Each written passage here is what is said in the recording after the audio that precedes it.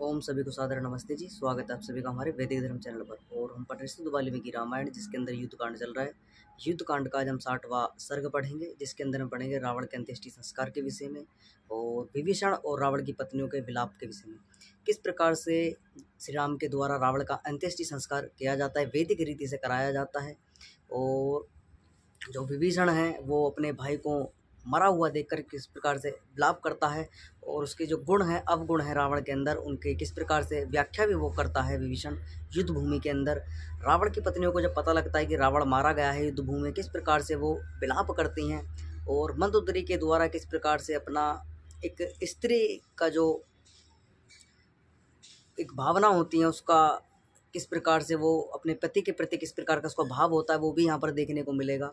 तो इस अपनी कक्षा को हम प्रारंभ करते हैं। जितने भी लोग चैनल से जुड़े हुए, चैनल को सब्सक्राइब अवश्य कर ले, वीडियो को लाइक कर दे। कोई शंका है कमेंट बॉक्स में अपने प्रश्नों को लग सकते हैं। इस पूरे के पूरे वृत्तांत को हम ध्यानपूर्वक पढ़ने का, समझने का प्रयास करेंगे। तो अपनी कक्षा को हम प्रारंभ करते हैं। तो विभीषण के द्वारा जब देखा जाता है कि भाई रणभूमि में मारा गया है और मृत शैया पर पड़ा हुआ है, तो वो बहुत विलाप करने लगता है। विभीषण कहता है, देखो शोक के वेग से भरे हुए मन वाला विभीषण विलाप करने लगा कि शस्त्रधारियों में श्रेष्ठ तथा वेद वेदांगों के ज्ञाता रावण के मारे जाने पर सुनी जाने वालों की मर्यादा जाती रही है, धर्म उठ गया है, सत्व का प्रचार चला गया है, स्तुति की गति जाती रही है। तो रावण के विषय में बताया जाता है कि रावण जो था भाई साहब वेद वेदांगों का विद्वान था, दान पुण्य आदि भी किया करता था, यानी कि जो एक वास्तविकता में सत्य कर्म करने यानी धर्म के कार्य भी है, वो धर्म के कार्य भी करता था। उसने अधर्म के कार्य भी अपने जीवन के अंदर बहुत सारे किए, लेकिन वो धर्म के कार्य भी किया करता था। तो इस प्रकार से उसका जो गुण थे और अवगुण थे, वो दोनों की व्याख्या विभीषण के द्वारा की जाती है युद्ध भूमि के अंदर। और आगे कहता है विभीषण, सूर्य भूमि पर गिर गया है, चंद्रमा अंधकार में छिप गया है, अग्नि की ज्वाला ठंडी हो गई है, सब व्यवसाय चला गया है, जबकि शस्त्रधारियों में श्रेष्ठ ये वीर भूमि पर गिर पड़ा है। अब मराहीन इस लोक में शेष कुछ नहीं रहा। तो बहुत विलाप किया जाता है कि भाई अब हमारा जो आसरा था, यानी कि यही सबसे योग्य व्यक्ति हमारा था, और हमारा पालन पोषण यही, हमारी लंका की पूरी संचालन यही करता था, नियम आदि बनाया करता था। लेकिन अधर्म के कारण, विपरीत बुद्धि होने के कारण आज ये भूमि पर शयन कर रहा है, मृत्युशैया पर जा चुका है, मृत्युशैया पर लेटा हुआ है। आगे कहता है विभीषण, उक्त प्रकार यथार्थ युक्तियुक्त वाक्य कहते हुए शोक से व्याकुल विभीषण ने राम से कहा कि युद्ध में प्रचंड विक्रमशाली ये रावण निश्चेष्ट होकर नहीं मारा गया, किंतु बहुत बड़े उन्नत उत्साह वाले निर्भय लड़ता हुआ देव योग से हत हुआ है। सो इस प्रकार हत हुए जो क्षत्रिय धर्म में स्थित होकर अपना जय चाहते हुए रणभूमि में गिरते हैं, वे शोक के योग्य नहीं होते। युद्ध में नित्य विजय किसी के नहीं होता है। संग्राम में जुटा हुआ वीर पुरुष या तो शत्रु से मारा जाता है या शत्रु को मार लेता है। तो ये राम के द्वारा जो है विभीषण को समझाया जाता है कि भैया विजय किसी एक ही व्यक्ति की होती है, या तो सामने वाला व्यक्ति शत्रु सेना को मार दे, शत्रु सैनिक से खुद मर जाए, एक ही विजय संभव, एक की ही विजय संभव होती है युद्ध भूमि के अंदर। तो वही यहाँ पर हुआ। किस प्रकार से ये युद्ध भूमि में मारा गया, वीर था, योद्धा था, इसमें कोई भी संशय नहीं है, कोई भी शक करने की गुंजाइश नहीं है। ये योद्धा था और प्रक्रमी था, अपने बलबूते पर अपने पराक्रम दिखाता हुआ युद्ध भूमि में मारा गया है। और ये मृत्यु का भी भय इसको नहीं था। ये युद्ध भूमि से इसका सारथी लेकर भाग जाता है, इसको बचाकर ले जाता है, लेकिन पुनः सचेत होने के बाद में भी युद्ध भूमि के अंदर आकर युद्ध लड़ता है और मृत्यु होने तक युद्ध लड़ता है, यानी कि भगता नहीं है। वीर की जो संज्ञा होती है कि वीर की, वो श्री राम भी उसकी प्रशंसा करते हैं कि भाई देखो वीर था तुम्हारा भाई रावण जो था, कायर नहीं था। ये युद्ध भूमि में अगर ये कायर होता तो युद्ध भूमि में जिस प्रकार से इसको लेकर इसका सारथी भगकर गया था, ये वापस नहीं आता। वास्तव में वीर था ये। आगे, और ये गति जो इसने पाई है वो बड़ों की कही हुई है, क्षत्रियों पूजित है, युद्ध में हत हुआ, क्षत्रिय शोक के योग्य नहीं होते हैं, ये निश्चय है। सो इस प्रकार निश्चय जानकर दृढ़ होकर शोक रहित हो और भावी कर्तव्य के विचार कर विक्रमशाली राजपुत्र राम के उक्त प्रकार कथन करने पर शोक से तृप्त हो विभीषण भाई का आगे करने योग्य हित राम के साथ विचरने लगा। तो यहाँ पर जो कार्य उचित थे वो कार्य करने के लिए श्री राम से विचार मंत्रणा आदि विभीषण के द्वारा की जाती है। और भी बातें जो हैं विभीषण के द्वारा बताई जाती हैं, और जो उसके गुण थे, अवगुण थे, और बताए जाते हैं श्री राम के समक्ष। कहता है विभीषण, इसने पात्रों को दान दिए हैं और उत्तम भोग भोगे हैं, और पालन करने योग्य पालन भी इसने कर्तव्यों को किया है। मित्रों में धन बांटे और शत्रुओं से बैर भी किया है। तो यानी कि विभीषण के द्वारा दोनों जो उसके अंदर गुण थे अवगुण थे उन दोनों को बताया जा रहा है कि भाई अब मृत्यु तो इसकी हो चुकी है, इसने जो अपने जीवन के अंदर कृत्य किए जो जो इसने परिणाम उसका तो उसको भोगना ही पड़ेगा। तो जब विभीषण के द्वारा ये वृत्तांत सारा का सारा गुण अवगुण श्री राम से बताए जाते हैं तो श्री राम के द्वारा विभीषण से कहा जाता है कि भाई देखो जैसा भी था ये था तुम्हारा भाई ही, मेरा भी जैसा तुम्हारा भाई था वैसा मेरा भी। आगे एक विशेष बात यहाँ पर श्री राम कहते हैं कि वो श्लोक मैं आपको बता देता हूँ। श्री राम कहते हैं मरणांतिनी वैराणी निर्वते ना प्रयोजनमा क्रियातास्मस्य संस्कारो महायशस यथा तवा। तो श्री राम कहते हैं कि भैया वैर जो है जीवित तक रहता है, यानी जब तक व्यक्ति जीवित रहता है तब तक उसके साथ में हमारा वैर रहता है। लेकिन अब हमारा प्रयोजन जो है, हमारा जो कर्तव्य था वो हमारा कर्तव्य हमारा कर्म जो है पूर्ण हो चुका है। आगे कहते हैं श्री राम जब तक मनुष्य जीवित होता है तभी तक उसके साथ वैर रहता है, मरने पर वैर भी समाप्त हो जाता है। ये मर चुका है और हमारा प्रयोजन भी सिद्ध हो चुका है। अब तो ये जैसा तुम्हारा भाई था वैसे ही मेरा भी है, अतः इसका सम्मान पूर्वक दाह संस्कार करो। तो ऐसी आज्ञा, ऐसा मर्यादा पुरुषोत्तम श्री राम, ऐसे ही मर्यादा पुरुषोत्तम उन्हें नहीं कहा जाता, ऐसा ही धर्म का प्रतीक उनको श्री राम को नहीं माना जाता है। श्री राम कहते कि भैया मेरा वैर जो था वो जब तक ये जीवित था तब तक मेरा इसके साथ में वैर था, अब मृत्यु होने के बाद में मेरे सारे के सारे वैर विरोध इससे कुछ भी नहीं है, सब कुछ मैंने भुला दिया है। लेकिन आज क्या करती है लोग भाग क्या करते हैं, रावण को मरे हुए लगभग 10-12 लाख साल हो गए हैं, लेकिन आज भी उस श्री राम ने तो उसके साथ में वैर समाप्त कर दिया उसकी मृत्यु के पश्चात ही। लेकिन लोग जो हैं अज्ञानता मनगढ़ंत कहानियों के चक्कर में मूर्खतावश ये सारे के सारे कृत्य करते हैं, नाना तरह से इस पर प्रलोभन लगा कर कि रावण ऐसा था वैसा था। लेकिन अपने अंदर कितने रावण घुसाए बैठे हैं, कितने रावण की कुसंस्कार हमने अपने जीवन के अंदर भर के रखे हुए हैं। हम खुद रावण प्रवृत्ति के बन चुके हैं, हम अपने आचरण को नहीं देखते, अपने चरित्र को नहीं देखते। लेकिन एक व्यक्ति जिसकी गलती उसने की, उसकी गलती का परिणाम उसको भोगना पड़ा और श्री राम ने उसके मृत्यु के बाद उसके सारे के सारे वैर विरोध उसके साथ में भुला दिए और उसका एक मर्यादा के रीति रिवाजों के साथ में वैदिक मर्यादाओं को पालन करते हुए उसका अंत्येष्टि संस्कार करने की भी आज्ञा दी। और अंत्येष्टि संस्कार अपने आंखों के सामने अपने हाथों से अंत्येष्टि संस्कार उस रावण का किया और कराया विभीषण से। तो ये होती है मर्यादा श्री राम के अंदर। लेकिन हमें भी ये सीखना चाहिए कि रावण ने जो किया उसको उसके कर्मों का फल उसको मिला, लेकिन हम अपनी मूर्खतावश, हम अपनी पाखंडता के कारण उसको नाना प्रकार से उसके पुतले जलाएं, तमाम तरह का आक्षेप करें और सांग रचाएं, श्री राम को मंच बनाकर उसको नचाएं, श्री राम के साथ ये लीला आदि दिखाना, रामलीला आदि करना, ये कहीं से कहीं तक भी श्री राम की मर्यादाओं का पालन नहीं है, श्री राम के चरित्र का पालन नहीं है, उल्लंघन ही होता है। तो इसलिए हमें सीखना चाहिए। श्री राम कहते कि भैया मेरा जो वैर विरोध था, श्री राम कहते हैं विभीषण से, मेरा जो इसके साथ वैर विरोध था वो समाप्त हो चुका है, अब मेरा कोई वैर विरोध नहीं है, जैसा तेरा भाई है वैसा मेरा भी है भी। अब इसने जो गलत कृत्य किया उसका परिणाम तो उसको भुगतना मिला, भुगता इसने। तो विभीषण के द्वारा जब समझा जाता है विभीषण को श्री राम के द्वारा, तो अब यहाँ पर पता चलती है उसकी रावण की पत्नियों के भी, रावण जो है हमारा पति मारा गया है, वो किस प्रकार से विलाप करते हुए दीनता हीनता से ओतप्रोत होते हुए भूमि पर लेटती हुई गिरती पड़ती जो है रणभूमि के अंदर पहुँचती हैं। आगे महात्मा राम ने रावण को मार दिया है देखकर शोक से दीन हुई रावण की पत्नी अनंतपुर से निकली, यद्यपि बहुत रोकी गई तथापि भूमि तल पर लेटती गिरती पड़ती खुले हुए केसों वाली, दुख से पीड़ित और मरे हुए बछड़े वाली धेनुओं के समान व्याकुल हुई राक्षसों के साथ उत्तर द्वार से निकलकर भयानक रण में प्रवेश करके अपने व्रतपति को खोजने लगी और वह रण की धूल में शयन किए हुए अपने पति को सहसा देखकर कटी हुई बनलता की भांति उसके अंगों पर गिर पड़कर रोने लगी। कोई अपने पति को बड़े प्यार से आलिंगन कर रोने लगी, कोई पाँवों को पकड़कर रोने लगी, किसी ने गले लगाकर पति को आलिंगन किया, कोई भुजाओं को पकड़कर भूमि पर लौटने लगी, कोई मरे हुए पति के मुख को देखकर मूर्छित हो गई और कोई गोद में उसको सिर रखकर मुख को देखते हुए ओसके से कमल की भांति आंसुओं से उसके मुख को स्नान कराती हुई रुदन करती रही।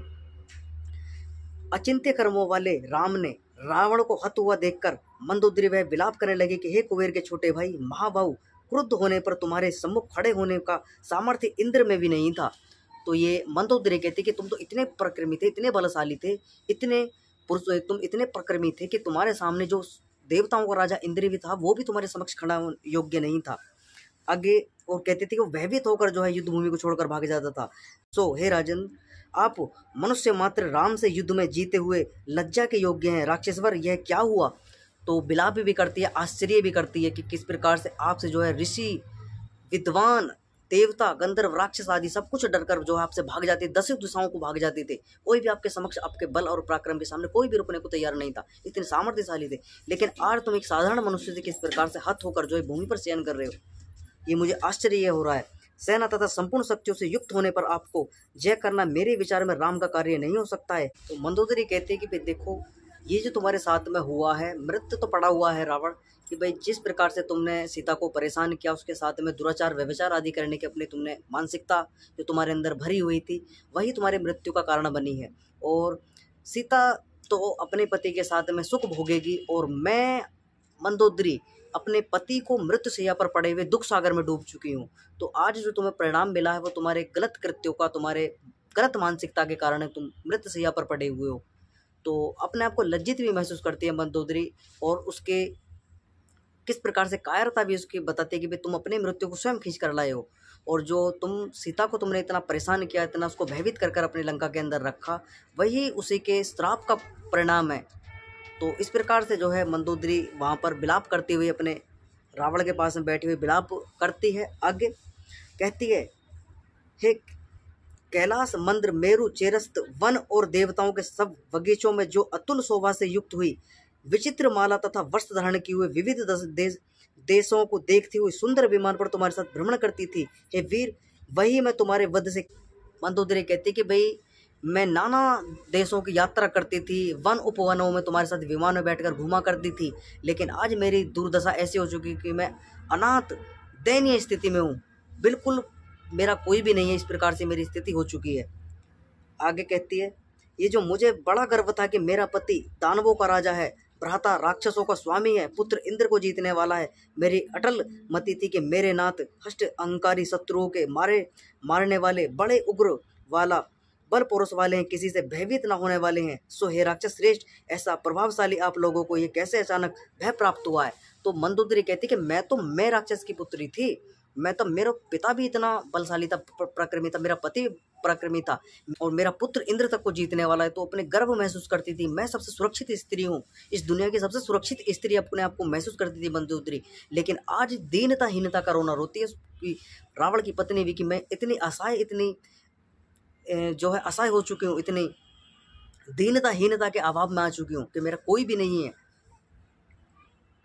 आगे, हे राजन, पतिव्रत धर्म में रत तथा बड़ों की सेवाओं में तत्पर आपने अनेक कुछ कुलीन स्त्रियों विधवा की थी। सो उन शोक से तृप्त हुई स्त्रियों ने जो तुम्हें श्राप दिया था, उसी से तुम शत्रु के वश में पड़े हो। नृप, यह कहावत जो प्राय लोक में प्रसिद्ध है, सो आपके विषय में सत्य ही निकले कि पतिव्रताओं के आंसू पृथ्वी पर बिना अनर्थ लाए नहीं गिरते। तो वो मंदोदरी, उसकी स्वयं की पत्नी उसको लज्जित कर रही है, उसको उसकी कायरता का, उसने जो गलत कृत्य किया उनको बता रही कि भाई तुमने अनेकों स्त्रियों को विधवा किया है, उनकी हाय लगी है तुमको, उनको श्राप लगा है, जिस कारण आज हम विलाप कर रहे हैं। तुम्हारे कारण हम पूरा का पूरा परिवार तुमने मरवा डाला, अपना पुत्र मरवा डाले, अपने भाई मरवा डाले, अपनी सेना मरवा डाली, अपने राज को सब कुछ खाली करवा डाला, सब कुछ सेना के नष्ट करवा डाला। उत्तम सुखों को भोगने वाला जो हमारा पूरा का पूरा ये राज परिवार था, हमारा राज कुल था, हमारा लंका के अंदर सब कुछ नष्ट हो चुका है। जो यहाँ की अवस्था थी, सुचारू रूप से यहाँ की व्यवस्था हुआ करती, तो व्यवस्था तक की छिन्न भिन्न हो चुकी है इस टाइम। आगे, तो जब मंदोदरी इस प्रकार से विलाप करती है, तो उसकी जो और रावण की पत्नियां थी वो मंदोदरी को समझाती, कहते कि इस प्रकार विलाप करते हुए आंसुओं में आंसू से आकुल वाली तथा इसने से ढके हुए हृदय वाली मंदोदरी मूर्छित हो गई।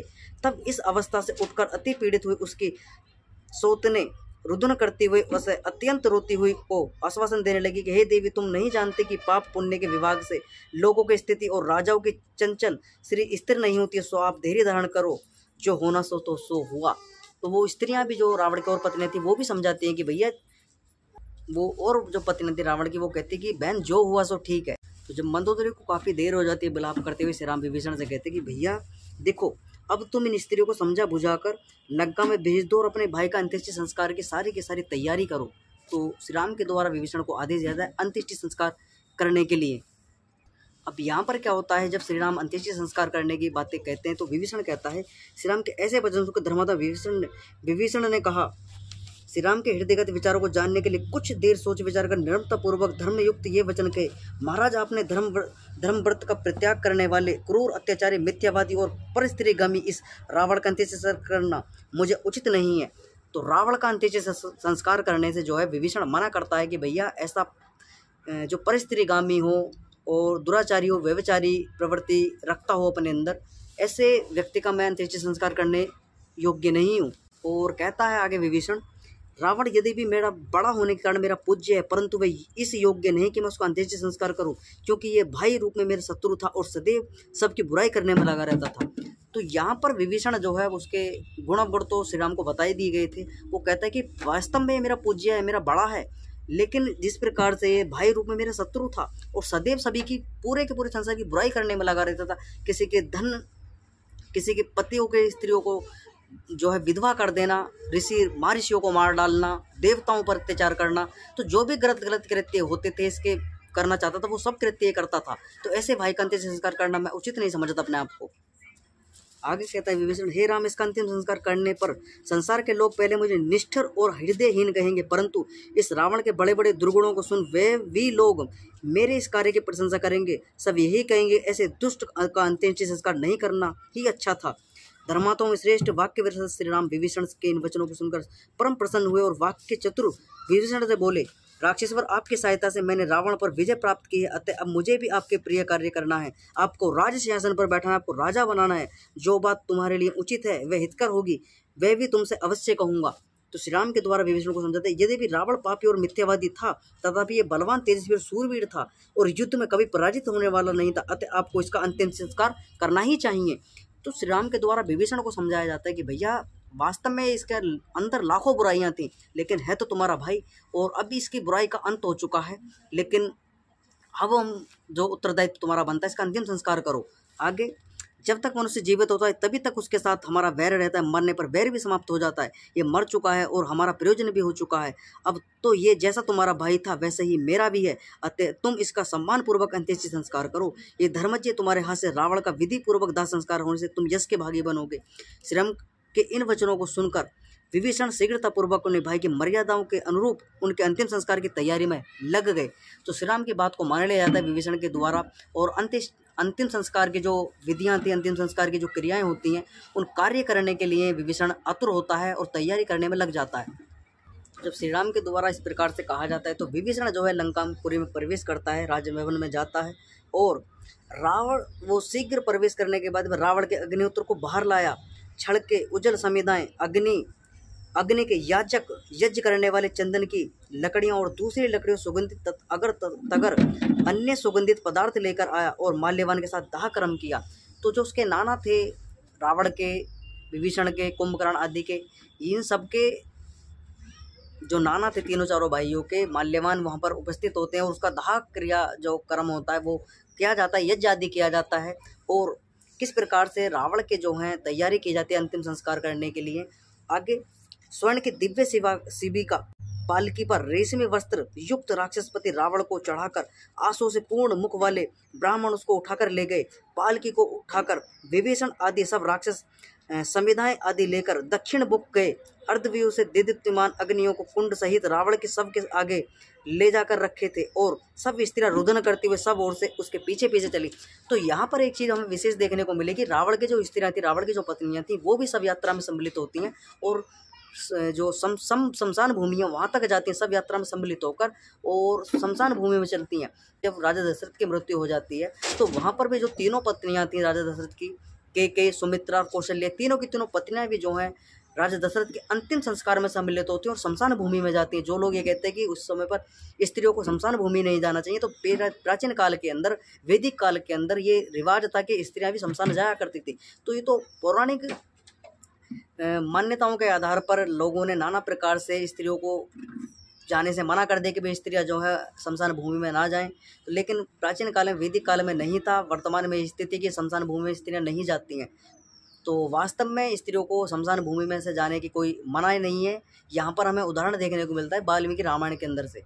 तो शमशान भूमि में स्त्रियाँ भी जाया करती थीं। आगे, रावण को शुद्ध स्थान पर स्थापन करके अतीव दुखित हुए सबों ने चंदन की लकड़ियों अगर और उसी तथा चंदन से नीचे उषा आदि बिछाकर चिता बनाकर रावण का उत्तम प्रकार से अंत्येष्टि संस्कार करना प्रारंभ किया। रावण के शव को चिता पर घृत व दही भरा हुआ सुरवा कंधे पर सकट पांवों पर उल्लुक जागों पर रखा और अरणी उत्तरायणी तथा मूसल आदि सब काष्ठ पात्र शास्त्र की विधि के अनुसार यथाचित रखे। आगे तब विभीषण ने विधि पूर्वक चिता में अग्नि दी और स्नान करके गीले वस्त्र से विधि पूर्वक जल तथा द्रव्य से मिश्रित तिल भूमि पर सिंचन करके स्त्रियों को आश्वासन देकर कहा कि अब तुम लोग जाओ। विभीषण के आश्वासन देने पर वह सभी स्त्रियां नगर में प्रविष्ट हुई। स्त्रियों के नगर में प्रविष्ट होकर विभीषण राम के समीप जाकर मित्र भाव से बैठ गए। तो विभीषण के द्वारा सभी को स्त्रियां, बंधु बांधव, मित्र आदि जो भी वहां पर सब यात्रा में सम्मिलित हुए थे सभी को समझा बुझाकर भाई साहब वापस भेज दिया जाता है। स्त्रियां भी जो रावण की थीं वो सभी के सभी राजभवन में चली जाती हैं और विभीषण जो है पूरा का पूरा दाह संस्कार करने के बाद में राम के समक्ष जाकर बैठ जाते हैं शमशान भूमि में ही। और ये पूरा का पूरा वृत्तांत हमने पढ़ा। तो स्त्रियां भी जो हैं शमशान भूमि में जाया कर हमने पढ़ा था और उसका वीडियो भी मैं जब डाल दूंगा इसमें आई बटन में उसका लिंक दे दूंगा। किस प्रकार से जो है जब राजा दशरथ की मृत्यु होती है तो उसकी रानियां जो थी राजा दशरथ की तीनों पत्नियां भी शमशान भूमि में सम्मिलित होती हैं, सब यात्रा में सम्मिलित होती हैं। ये पूरा का पूरा वृत्तांत हमने ध्यानपूर्वक पढ़ा समझा। जितने लोग चैनल से जुड़े चैनल पर नए भी उनसे बार बार आग्रह चैनल को सब्सक्राइब अवश्य कर ले, वीडियो को लाइक कर दें। कोई शंका है कमेंट बॉक्स में अपने प्रश्नों को रख सकते हैं। आज की कक्षा